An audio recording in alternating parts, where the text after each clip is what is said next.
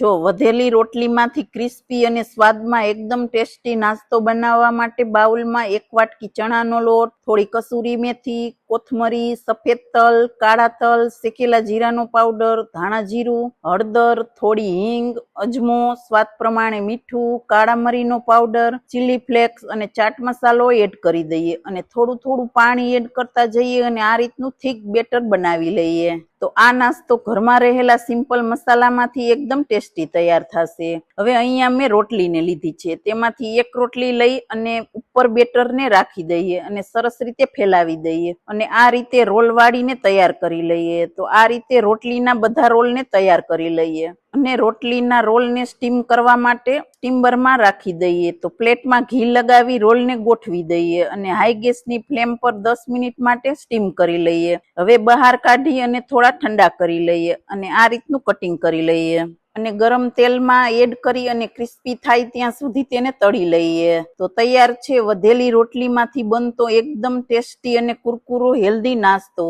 તો એકવાર જરૂરથી ટ્રાય કરજો.